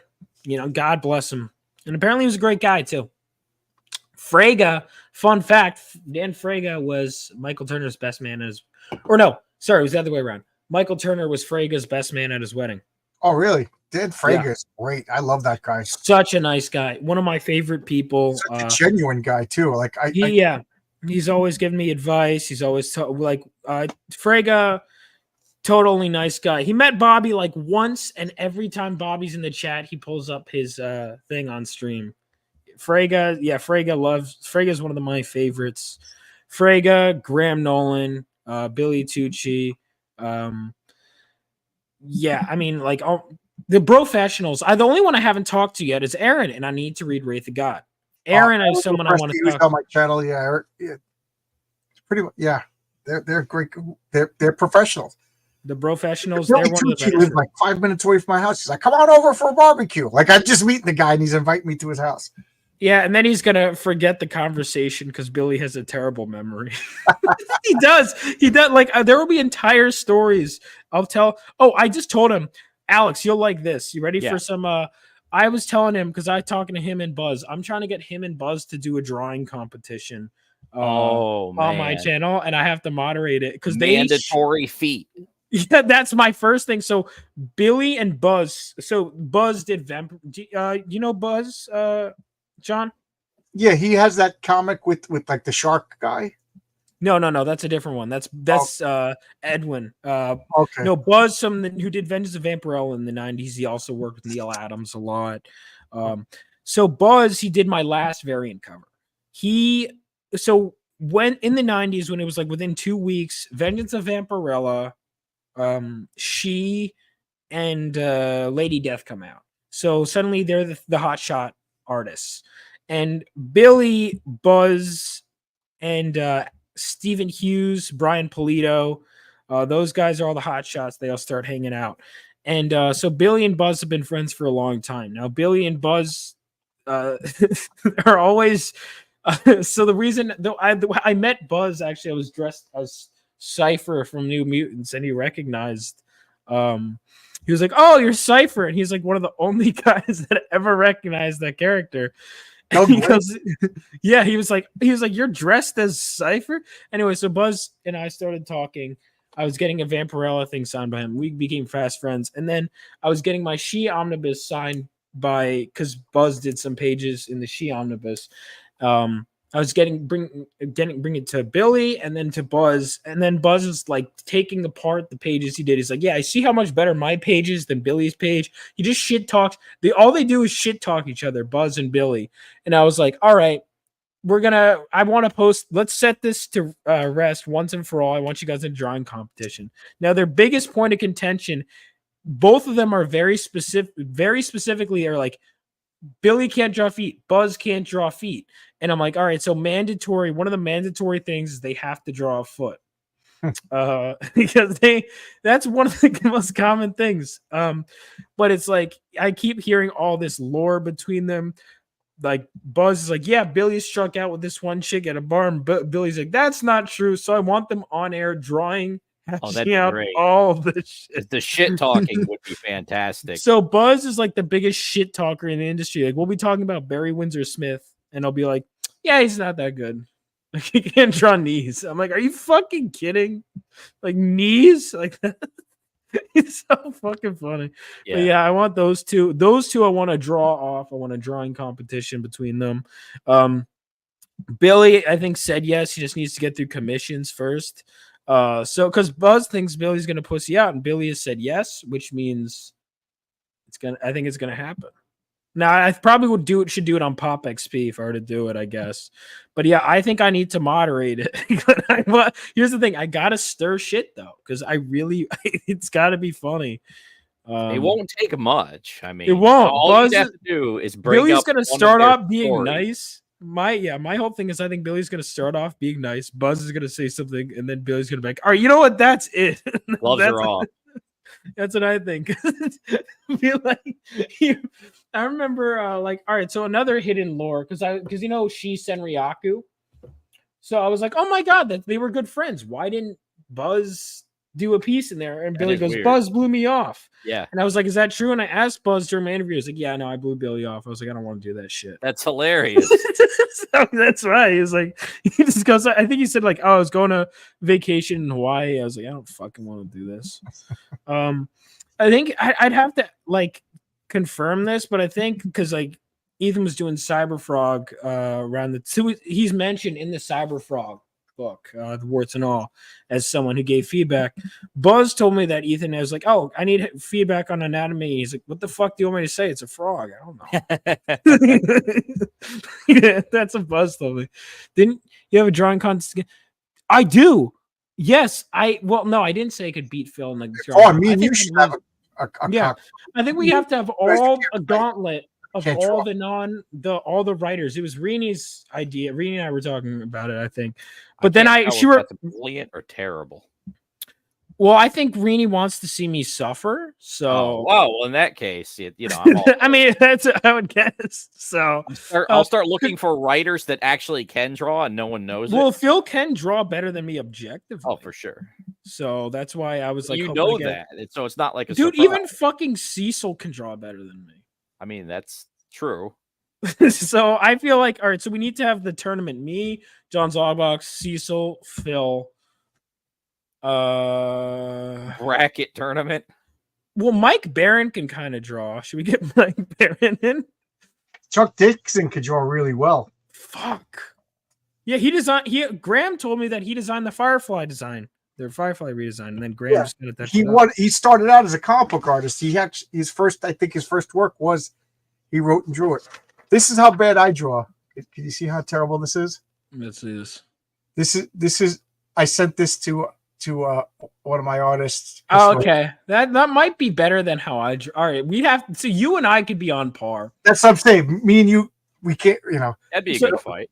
Yeah, that I feel like is more fair because Phil would beat the shit out of me in a draw at this point in time. Now, of course, if Phil takes up the not just in drawing, if Phil takes it up, then of course, then I'll have to just say, yeah, Phil can't draw. I'll kick his ass. Now, I did ask because my whole thing is if I do this, I want to do a whole Karate Kid training style arc where I go on a bunch of streams. And I'll make a whole bit out of it as I'm learning to draw. But I asked Rini, and she was like, yeah, I'm not training you. I'm like, what do you mean? And then she's like, yeah. I'm like, do you think I'm a lost cause? And she's like, yeah. Yeah, she said yes. She was like, yeah, there's no chance. You're not going to be able to draw.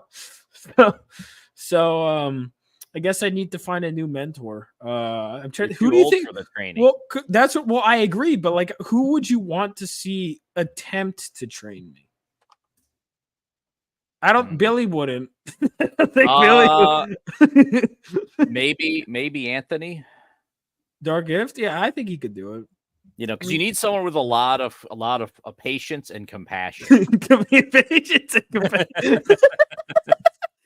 He definitely has but I think, dude, that would be great. I think I would be the straw that break. Like he'd go through all this drama without breaking. And I think I'd be the one thing that would break him. Yeah, you finally would break him. He'd lose it. He'd go on a rampage. Yeah, Bancroft. Oh, I could break Bancroft. You need to. Oh yeah, definitely. No, I think I need to go on but then I'd have to dial it up. All the people that are like really kind and never get angry, and I'd have to, just for my sheer artistic incompetence, drive them all insane. Who else? I think Jake would outright refuse to train me. Oh yeah, for sure. I don't even think in like a joking way he'd want to train me. Shelby? Shelby could we put. Might be able to bribe him. Shelby? Vaughn, who's get on that person you should choose? Well, I tried. That's why my first choice was Rini. She said no. Yeah, that ain't happening. It's like because Rini knows. It was her idea, so I was like, "Oh, you'd trade me." You'd be like, and she's like, "No." So she listen. To her credit, she knows a lost cause. Yeah, it's like the movie El Dorado. Do you remember? Oh God, Allie would just bully me the whole time. Oh, that'd be worth it. Totally. Yeah, I mean, never mind. I just sold you guys on it. Andy Smith. Do you remember in El Dorado when he tried to teach Mississippi how to shoot a gun, and he watched him shoot it one time, and he's like, "Where were you aiming?" And he's like, "For that cactus." And he's like, "It's useless," and he just throws the gun. He refuses to train him. He gives him like a shotgun instead. I don't know if I've seen that. I should. You're a big John Wayne fan too. Yeah, I haven't watched enough of his movies. I've seen the handful I have seen. I've really liked. I've seen Red River. I've seen The Searchers. I've seen Man Who Shot Liberty Valance. The Shootist. I haven't seen The Shootist yet. Oh God, that's his last one, right? Isn't The Shootist his last one? Was it his last one? It definitely had to be towards the end. Shootist, I've heard, is great. What's the Conqueror when he was a Mongolian? Yeah. Oh, that's one of my favorite costume designs. That's the movie that killed him. They filmed it like where they tested atomic bombs and everybody got cancer. Oh shoot, Snarkticon has an idea. Wait, really? I didn't know that. Wait, what is it? I saw The Shootist. Not that one. Sukeisha training. I could do Sukeisha. I could. I mean, she probably would realize. She'd be like, "This is fun," and then I think I'd probably like. Yeah. I've never seen her angry. I've never seen her anything other than happy. Yeah. That would probably be the one thing. She would just stop talking to you. She sent me a message. Like, first of all, she fucking loves you guys. Like, in the she was like, she was messaging me. Like, she texted me. She's like, "Your chat is so fucking funny." She's like, "I love your chat," and I'm like, "I don't." Yeah, John. He was interviewing Sukeisha Ray. Do you know who that is? So she is my variant cover. So I'm going to show you the variant cover first, right? So I just saw a picture of a girl in a yellow bikini, and I was like, Yep. yeah. So, And so picture that girl on Vaughn's channel. He's interviewing her, and we're in the chat lighting the Vaughn up the whole time. And the thing is, I was ignoring it, but she was seeing the chat. Yeah, she started paying attention to it, so he couldn't ignore it. Vaughn is like a puppy to hear. That is false. That is no, but that was so fucking fun. She was losing her shit. It was so funny because I'm just the most diabolical shit. What were you guys saying? You guys are like, Vaughn can't stand up right now. yeah. He'll knock his microphone over if he stands up. It was like it was like every word I say you would take and put in a different context. What? No. Oh, it's a bug mess. Like I'd be around Rini. All right. Look, I don't think I was a blubbering mess. You weren't. No. Snarky. It actually was. It was a good time. It was a good Vaughn interview. isn't wearing pants. That's not. I could get away with not wearing pants in stream. Don't give him ideas, Chris. Yeah. No, I wouldn't do that because God forbid. Forgets. I can't. Well, I just think that there's no reason to not wear pants. Although I will be honest, some of those streams where I'm wearing a nicer shirt, I am just wearing like gym shorts like underneath because I'm just like, fuck it, you guys can't see it. Like, all right, so my Final Fantasy VII video essay, because there were multiple recording sessions because it ended up being a 40-something page script. At the beginning, I was wearing the full, and then I'm like, why the fuck am I bothering putting on the pants? So had the second half of the video essay, I'm just wearing shorts underneath because it's like I knew they couldn't tell. Vaughn is wearing his SpongeBob jammies. That's not true. I don't have SpongeBob jammies. Maybe I should get them. That'll impress the ladies. Yes. Yeah, it's a great idea. I think they could work. Sock or just tiny foot pants? I guess.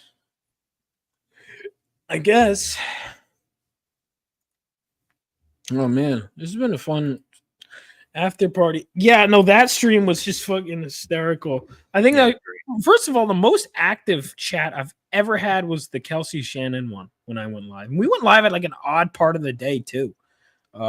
Speaking of Kelsey, have you heard from him? Dude, Kelsey, like, because I thought it was a bit that, like, he doesn't have a phone. Like, because I gave him my phone number. He's like, oh, I don't have a phone. I'm like, I thought it was a bit. He's like, no, I actually don't have a. Like, he has like a house phone and an email. Yeah, Kelsey and I do that Two Beards, One Comic. We're in the middle of Secret Wars, and I haven't heard from him. I know he does that. He just goes like dark for a little while. Just making sure he's okay. Yeah. He's notorious for just kind of going out. Yeah, well, he's an artist. Yeah, so he's just even like Tampa. Like, so if I hadn't seen it, so like he left at one point during. He goes, oh, I'm heading out. I'm like, what do you mean? There's another day? It's like, yeah, I'm just driving home. I'm like, I was the only one who saw him. So everyone came to the con that day. They're like, where'd Kelsey go? I was like, oh, I just assumed he told all the guys he was leaving. Like, no. I was like, so I'm the only one that saw Kelsey off. Irish goodbye. He says that he's an introvert and it's difficult for him, and he's fun to be around in person. Yeah. I mean, my wife is an introvert and she can put up, with people, but all of a sudden it's just, I thought it was an exaggeration, but all of a sudden she just can't deal with people anymore. I'm a raging introvert. Freak out. Yeah, I don't freak out. It's just for me. It's more like I've got a battery that runs down. Yeah, most people tell me that. That's why, like, there are people in live streams that will be like, "Yeah, off air. This isn't me." Yeah, I'm an extrovert, and I got to admit, this times I'm done with people. Nothing personal. I don't know what I am exactly. I got to be by myself for a while.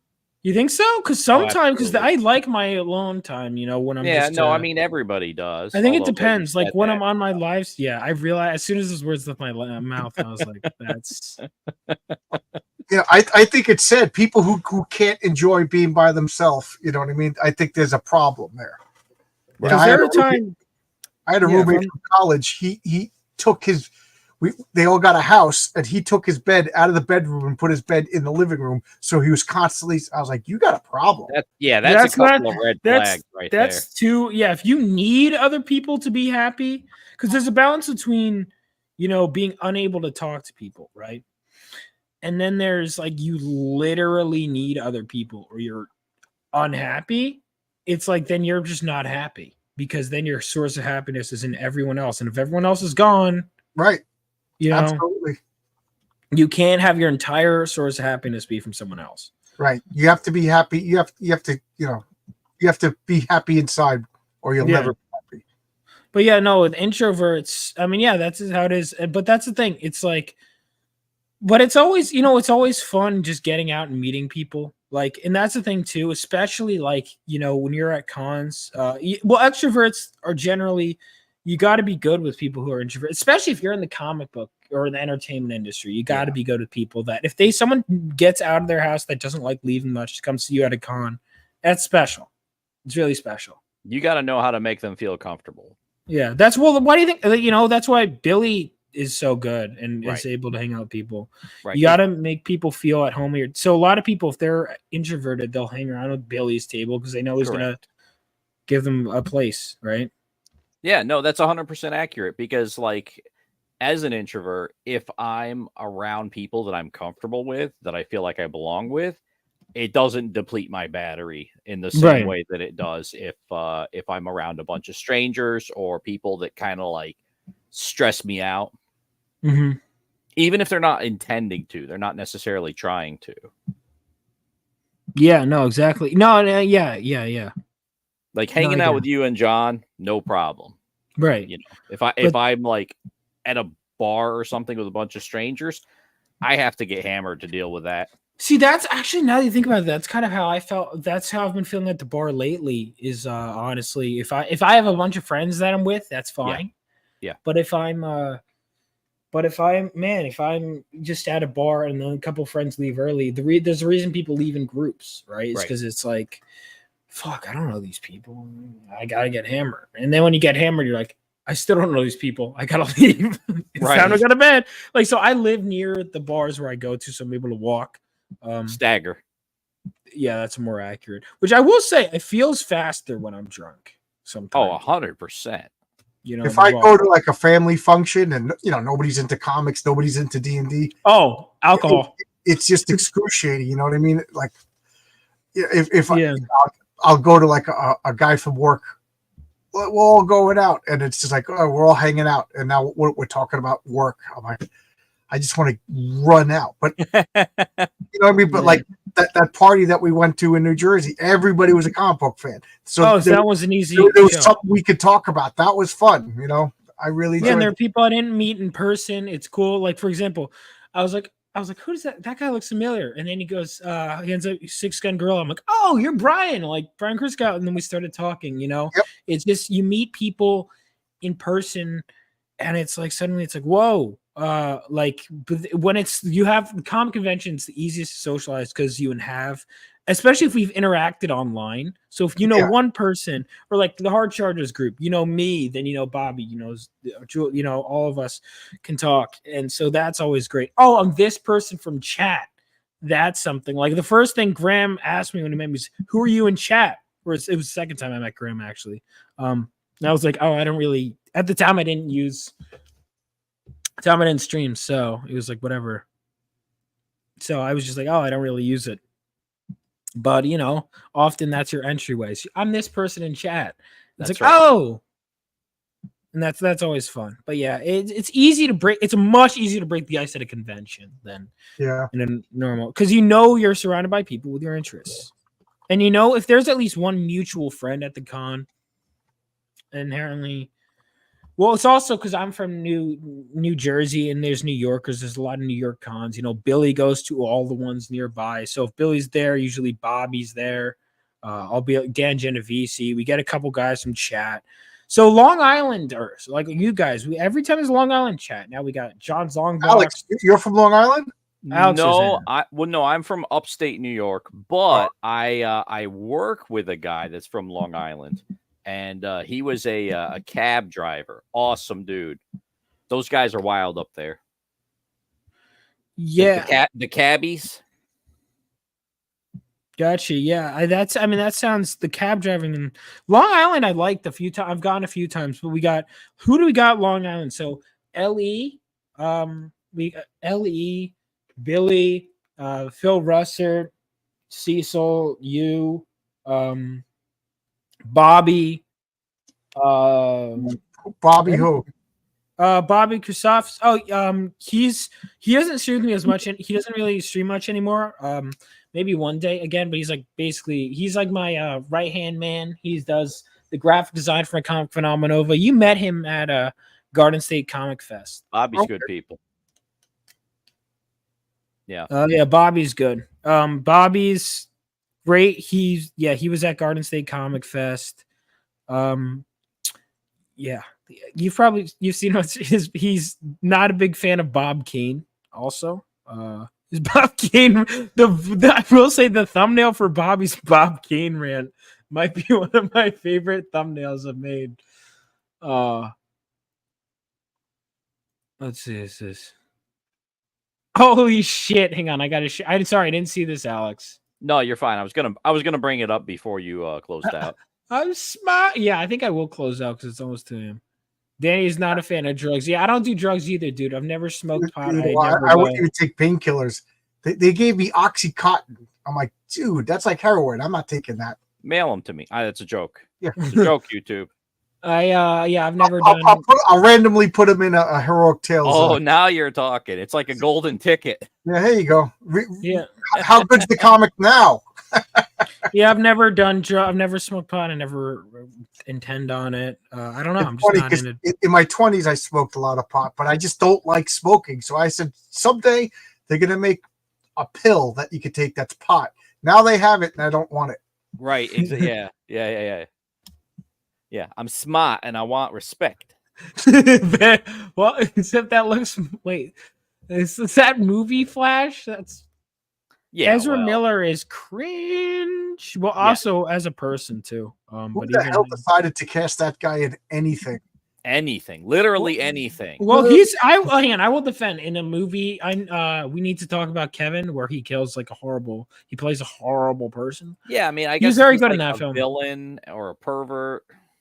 Imagine that you're only allowed to. Those kind of characters are fun to play as an actor. But like, if that's who you are, right? Maybe you're not that good of an actor. Right? Oh, camera's on. This is the real me. Well, yeah, it's like Tom Cruise. He doesn't need to act; he just plays himself. Well, he's what is his What do you think is Tom Cruise's best movie, performance wise? I just feel like he plays Tom Cruise in all of his movies. In all of his movies, I guess Mission Impossible. But even then, it's like, yeah, I know. Yeah, there's certain like. But I'm trying to think. I saw Rain Man. Rain Man, he's the straight man though in that movie. It's not like Dustin Hoffman is the standout. What Tom Cruise movies did I see? Rain Man, A Few Good Men. I can't even think. I never saw Mission Impossible. I'm not an action movie guy. I'm actually snotty movie guy. My wife's like, you and your artsy fartsy movies. Like I only saw Die Hard a couple of months ago. What? Yeah, dude. When I come on, you're an American. Everybody was busting my chops, and they put it in the theaters around Christmas time.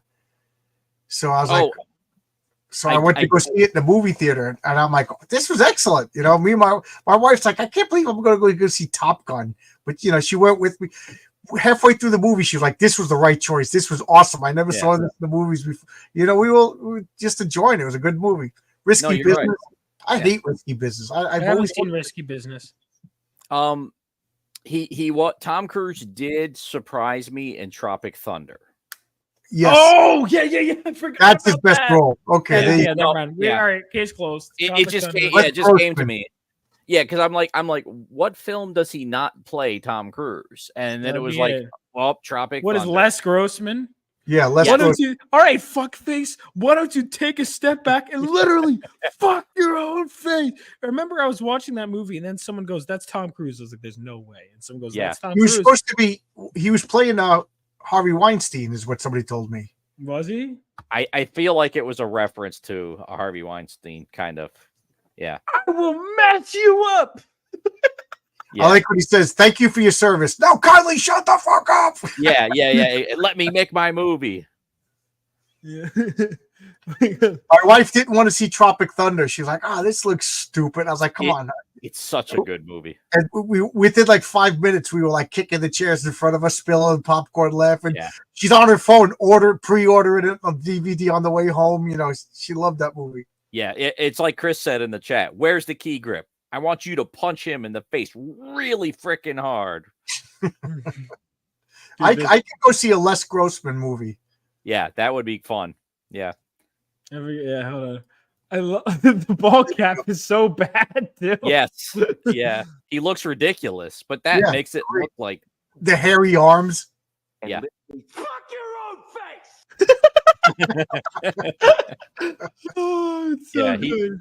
He's like, we don't negotiate with terrorists or something like that. Meanwhile, his guys are all in deep shit.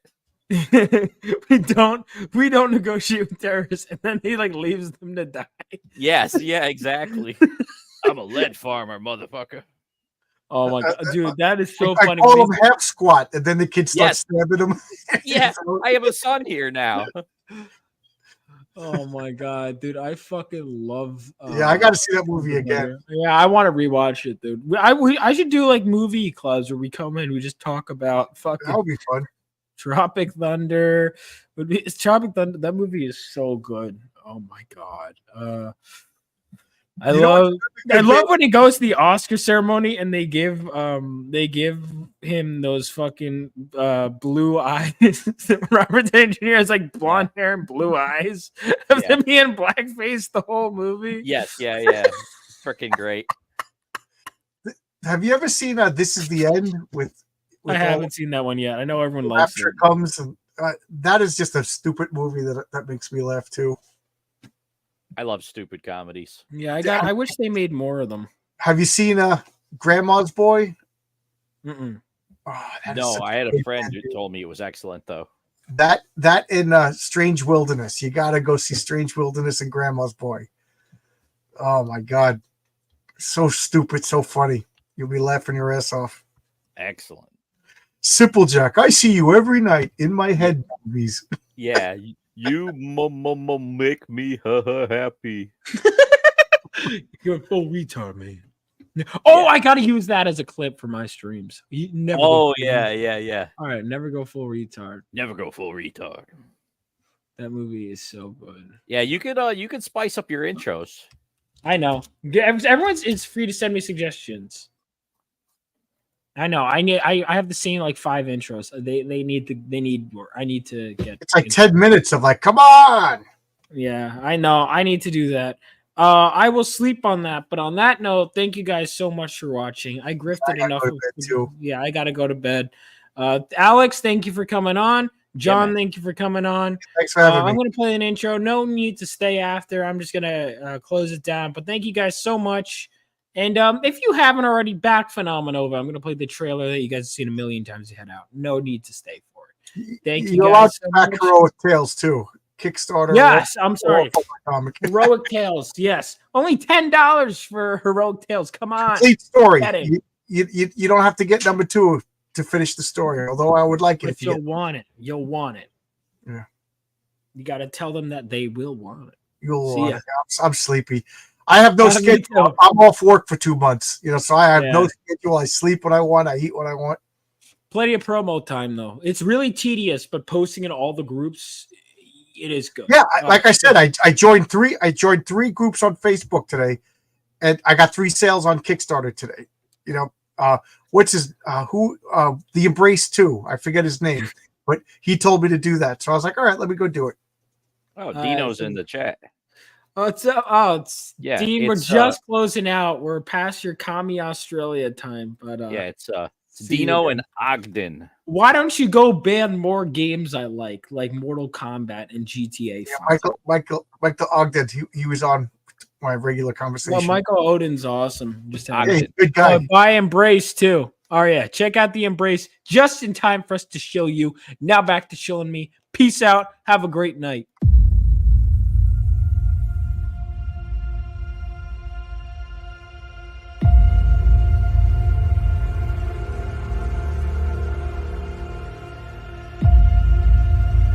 When the whole world was dragged into World War III, Brave men like my father fought on the front lines, and they weren't alone. That was 20 years ago. Now it's up to us to carry on their legacy.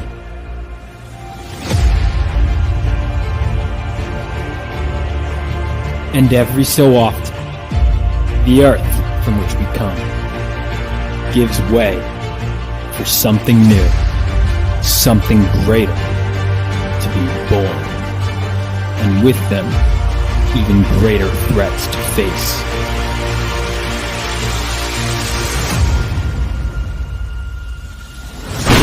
Bring it on!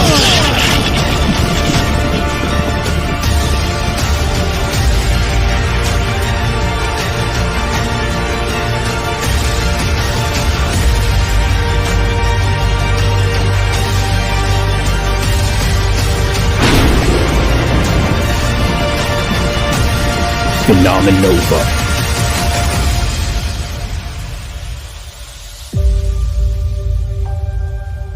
For you, Dad. For you.